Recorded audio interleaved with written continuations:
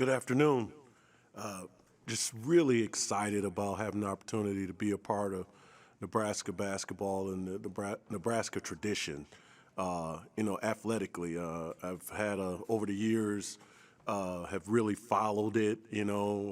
Probably just as a fan of Nebraska athletics. Back to the Tom Osborne days and what have you in football and even when Danny Nee, I value myself as a sports fanatic, and so having the opportunity now to come back and after coaching, as a head coach against some Nebraska teams, as assistant coach when I was at K-State or what have you, and then now it's almost surreal, just having the opportunity to be now on this side of it from and helping Nebraska basketball be successful. So my family and I are really excited having this opportunity to that Fred has bestowed upon me, and having the opportunity to work with Nate and Adam and Luca and Matt and the rest of our staff. So I'm just really excited to get after it and get ready to put ourselves in position to have help Fred be successful and help our program be successful and take that next step. Coach Hoiberg said that you were aggressive in reaching out to him about the job. What was it that drew you to the Nebraska job? Well, I think those things I just stated, and Fred Hoiberg. We all in this business, when you're blessed to be in it, as long as I have, you do your due diligence and you have a lot of relationships. And everyone I spoke to said, "Hey, Fred is a great offensive-minded coach, and probably more importantly, he's a great person." And those are the people you want to be with. And I've been blessed, to work for guys like Ben Howland and Tom Asbury, Ray McCallum, or what have you. And it's, the common denominator is great people have great success. And that's why I wanted to be here and have the opportunity to help Fred Hoiberg do just that, have great success. How much did getting back into Big Ten territory, or the Midwest at least, appeal to you? You coached all over. You're right. I've been, across the water coaching in the beginning, and to come back full circle and be back in a region where it's home, and have an opportunity to now, for me personally, that now I've almost touched on all five Power Five conferences, and so the Big Ten, growing up in Big Ten country, the Big Ten has always been, in my mind, the best Power Five conference. So having that opportunity now is, just another blessing, and just looking forward to rolling my sleeves up and getting after it. What was your reaction as you got here and kind of saw the facilities and just, the surroundings of where you're going to be at? Blown away, blown away. The last time I was here, which was as a head coach at Central, and we played here in a non-conference game. It was December of 2011, and we played here in this building, the Vaney Center. And so, coming back and just seeing, how the facilities and the resources, this is one of the top situations in the country, and having this opportunity to help the program take this next step is, just extremely excited about it. Fred mentioned that he values your experience as a head coach. What did you learn about that Central Michigan experience? What do you think that you learned from it that can help you with this job? Well, I think, the first thing is understanding it's about one thing, making sure your head coach is successful. And I think a lot of times as assistants, young assistants, old assistants, guys, you get caught up into what you think versus what's best for him. And I know, being able to be that bridge for that and understanding that and knowing that, it's about staff chemistry. It's about we and not us, and understanding, when to interject ideas, and then having a thick enough skin to know that when the head coach says, "No, I'm not doing that," hey, you keep your head on the or keep your head up straight, and you keep battling, and you keep trying to help the program win and be successful, and helping our players daily. That's the big thing, helping our guys get better every day, because they get better incrementally every day. It puts Coach Hoiberg in a position to put them in the positions to be successful.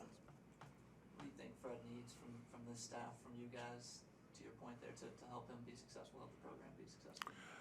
just just working together and being together and helping our guys get better every day. I think having that cohesiveness. Quite obviously, Adam just came on a few months ago. Nate's the senior guy on the staff in terms of how things are done and what Fred likes because he's been around them the longest. And for me, it's just about being a sponge and learning those things, but also being able to give the experiences I've had to help us get our players better. Because the bottom line is if our players take this next step, our program will take this next step. And that's our job, is to get them to strive towards their ultimate level of success daily. Are you familiar with any of the guys on the roster through recruiting them or anything like that? I guess what's your initial impression as you were kind of looking it over? I think we got to. I'm really when I came in a few weeks ago initially and was here and got a chance to watch a workout, and I had seen Derek Walker a few years back when he was at Tennessee, when I was at Mississippi State, and he's really grown as a player. I think he's going to be a very valuable asset and leader to this team with his experience and savvy. Juwan Gary, coached against him here a few years, past few years, and while he was at Alabama, and he's just a junkyard dog, a winner. And then watching. I've seen the kid from SMU a few times as well. So I just think we have some pieces, to put ourselves in position to compete at the top of our conference, and that's going to be our goal. I know we're going to go in and we're going to strap it up and put ourselves in position to take that next step.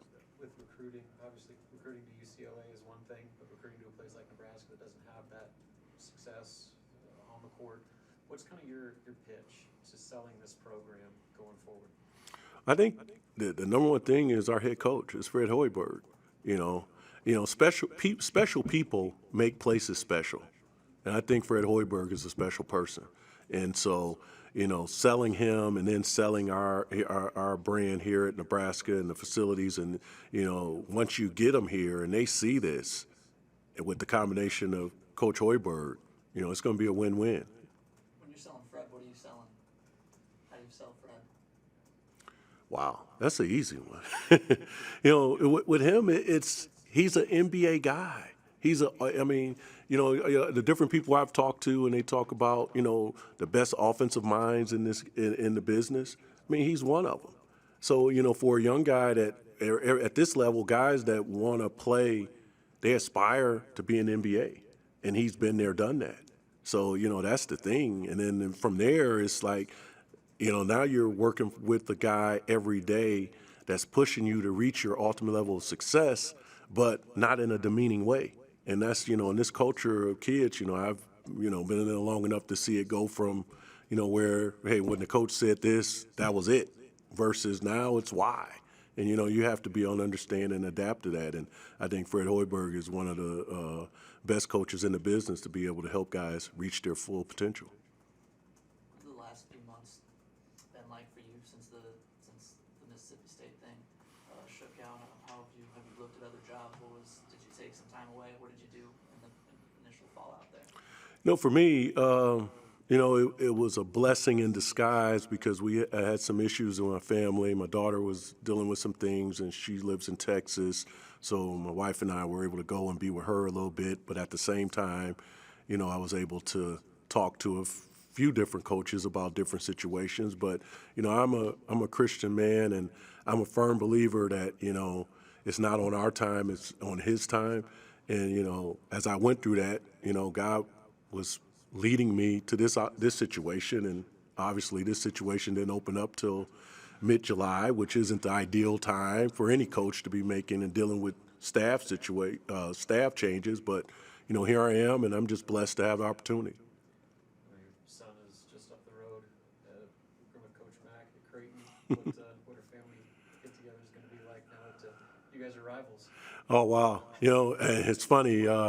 My wife and I, we drove in and stayed the night with him in his apartment Monday night. And, for the first time in his career, I'm going to have to go against him and not root for him and try to kick his butt. So that's going to be the plan. He's going to have to take that L. Anything else for Coach Zeigler? Thank you, guys.